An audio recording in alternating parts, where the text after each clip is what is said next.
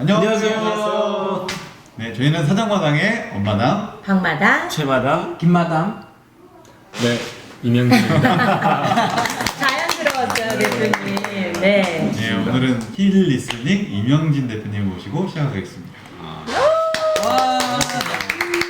네, 정말 반갑습니다. 네. 힐 리스닝이 뭡니까? 그 말씀을 해주셔야 될 것 같습니다. 힐링과 리스닝을 합성한 말입니다. 힐링과 리스닝 정말 중요하죠. 경청 맞습니까 대표님? 네. 아 네. 어떻게 경청하십니까? 힐링이 될 수 있도록 말하는 사람과 듣는 사람이 서로가 함께 힐링이 될 수 있도록 그래서 에너지 소진이 되지 않고 에너지가 충전되도록 하는 특별한 리스닝이죠. 사용하시는 언어가 다릅니다 혹시? 네. 아니 에너지가 소진이 안 되려면 배터리가 계속 있어야 되는 거예요. 그렇죠. 네. 사랑의 배터리? 네, 정확하십니다. 배터리야. 아 네. 대표님 간단히 자기소개 한번 부탁드릴게요. 네, 사업가의 행복한 성공을 돕는 비즈니스 코치 이명진입니다. 오. 사업가의 행복한 성공 친해지고 싶어요. 아, 네. 이미 네. 친하시네요. 네. 좋습니다. 네. 성공 앞에 행복이 붙었는데 뭐 조금 더 좀 부연적인 설명을 좀 해주시면 좋을 것 같습니다. 네, 제가 가장 존경하는 슈바이처 박사의 말씀으로 대신할까 합니다. 성공이 행복의 열쇠가 아니라 행복이 성공의 열쇠다. 그 비밀을 네, 제가 같이 나누고 있습니다.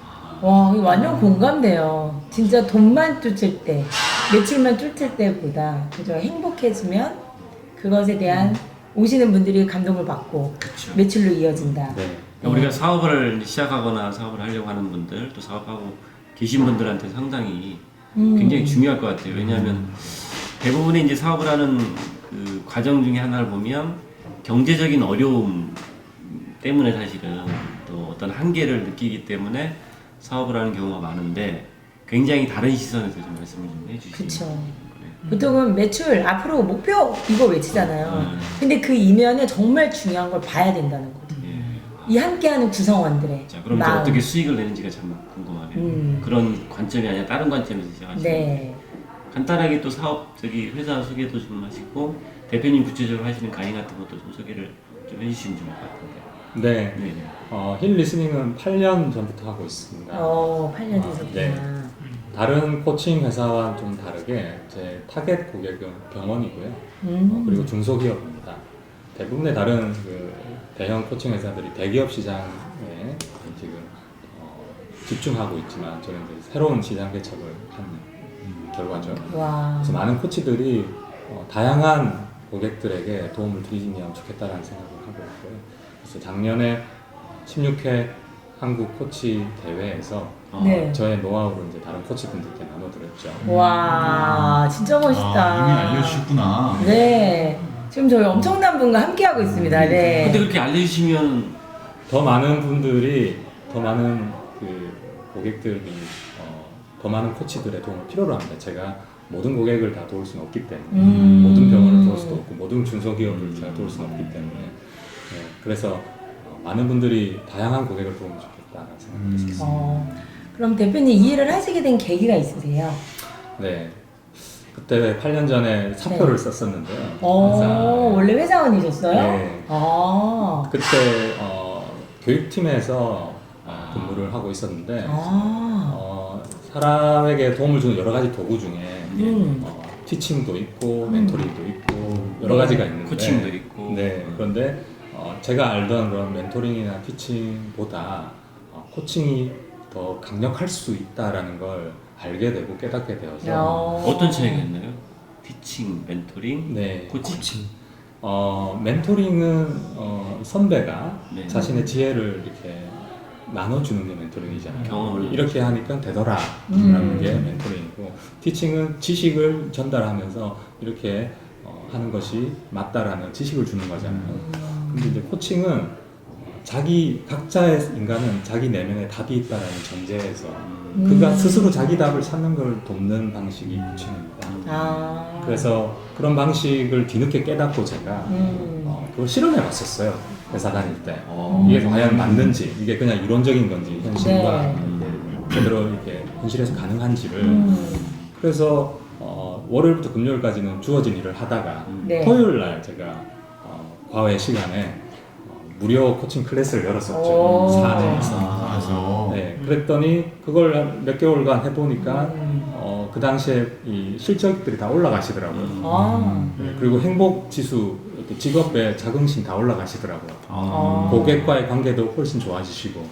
그래서 그분들이 행복하다라는 말을 듣고 문득 그때 제가 너무 행복했어요. 내가 언제 행복한지를 깨달은 거죠. 네. 다른 사람의 삶에 행복을 도울 때 내가 행복하다는 걸 그때 깨닫고 아.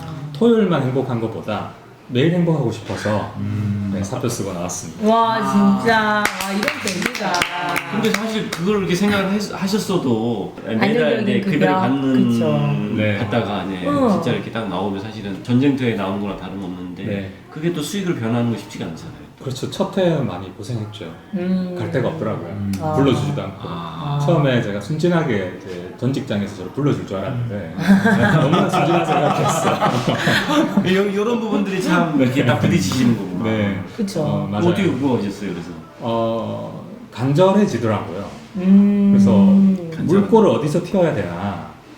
그래서 엄청 고민하다가 제가 회사 다닐 때 도움 드렸던 분 중에서 네. 가장 공감대 형성이 잘 되었던 두 분한테 전화를 했죠.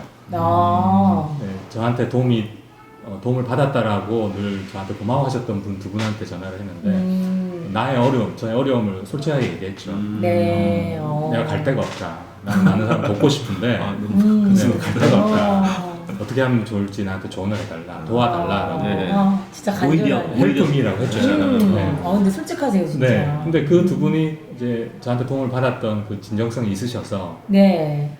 두 분이 각각 한 군데씩 추천해 주셨어요. 와. 그게 오늘날 저의 시작이었습니다. 그럼 이제 처음에는 사실은 이제 어떻게 보면 내용, 컨텐츠적인 부분들도 부족했을 거고. 네. 그죠? 그리고 이제 그거를 알리는 이제 네. 뭐 마케팅이라는 표현이 좀 그렇긴 하지만 어쨌든 간에 알리는 부분도 일단은 좀 부족해요. 예를 들면 무조건 저 사람이 코칭이 좋아 이렇게 얘기하는 거고 그래서 뭐 하다못해 자료 같은 것도 있을 거예요. 그걸 어떻게 하셨어요? 고객의 입소문이었던 것 같아요. 네. 그 사례가 계속 생기면서 점점 그쵸. 점점 네. 그 사례가 결국은 좋은 채널이 되는 것 같아요. 근데 지금 여기서 되게 중요한 말씀하셨는데 이 입소문이 왜 중요하냐면 그냥 단지 좋다가 아니고 입소문을 낸 사람도 중요해요. 이 사람에 대한 신뢰가 있으면 사실은 맞아요. 믿고 일단은 맡겨보는 거잖아요. 그쵸? 예를 들어 네. 좋은 사례 어떤 사례도 있으세요? 제가 병원 사례가 하나 생각이 나네요. 네. 그 병원은 인원이 한 20명 정도 되는 병원이고 조직 내 갈등이 매우 심했던 병원이었습니다. 그래서 계속 직원들이 그만두는 왜 어떤 갈등들이 있었나요? 예를 들어서 이제 원장과 직원 사이의 갈등, 선배와 후배 사이의 갈등, 그다음에 부서와 부서 사이의 갈등, 다양한 여러 가지 갈등들이 다 혼재해 있었어요. 우리가 사업하면 다 겪는 일이에요. 그러네요. 네. 그러다 보니까 자꾸 그만두는 현상이 벌어지니까 5년차와 전년차의 그 갭이 10년 정도 차이 나는 그래서 중간 허리층이 없는 그런 상태였었어요. 그러다 보니까 2년 차가 안 되는 분들이 70%를 차지하고 아이고. 숙련된 직원이 부족한 상황이었어요. 근데 업무 효율도 굉장히 떨어지고. 네, 중간 관리자도 부족하고. 그러겠네요. 네, 그게 악순환이었어요. 임플란트 수술을 많이 하는 곳이었는데 아이고. 수술을 어시스트 해주는 그런 숙련자가 필요하거든요. 치과 의사만의 실력으로만 하는 건 아니니까. 그쵸. 근데 자꾸 그만두니까 계속 이제 그 원장님 화가 나고 화를 내니까 또 그만두고 악순환이었어요. 어떻게 고쳐주셨어요? 고쳐줬다 죄송합니다만 어떻게 이제 코칭? 네. 그래서 6개월 동안 제가 코칭을 했죠. 6개월. 네. 그러니까 이게 단시간에 끝낼 수 있는 건 아니에요, 사실. 그럼요. 그죠?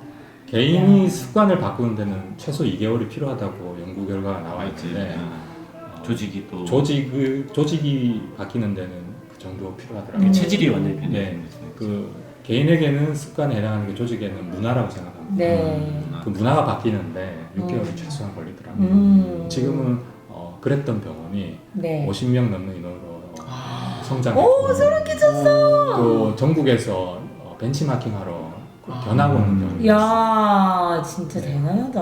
벤치마킹 할 정도면은 뭔가 특별한 게 네. 이제는 이제 있는 생겼다는 거죠, 네, 그렇죠? 예, 자신들만의 행복한 문화가 정착이 됐습니다. 근데 이제 구성원이 행복해야 이 조직이 활성화가 되죠, 맞아요. 정말. 이게 문화가 사실 조직의 이렇게 체계라든가 이런 것들랑 또 다르잖아요. 그죠? 네. 이 문화는 이게 딱 규정짓기가 되게 힘든 건데 그렇잖아요. 뭐 이렇게 그쵸. 조직은 이렇게 딱딱 체계적으로 만들 수가 있는데 그런 흐름들을 만들어 내신 거네요. 네, 그 리더들이 CEO부터 리더들이 먼저 행복해지니까 자신들이 스스로 정책도 바꾸고 제도도 바꾸고 문화도 그렇게. 바꿔 나가기 시작한 거죠. 원천적인 힘을 네, 에너지를 네. 만들어주시는 네. 그러면은 결국 그 대표를 코칭을 해줘서 그렇게 바뀐 건가요? 아니면 대표님 이하 모든 직원을 다 네. 그 같이 코칭을 해주신 건가요? 네.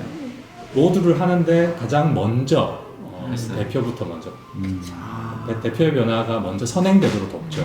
그래서 한 2개월쯤 지났을 때 그 직원들이 이런 얘기를 했어요.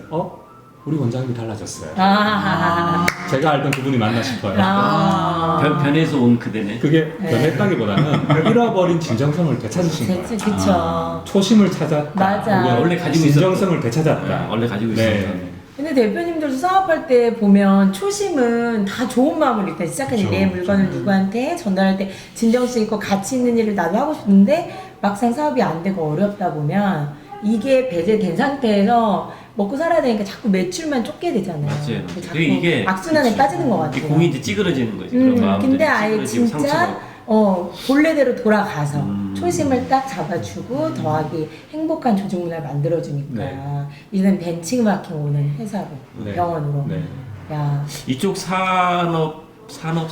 산업이라고 하죠.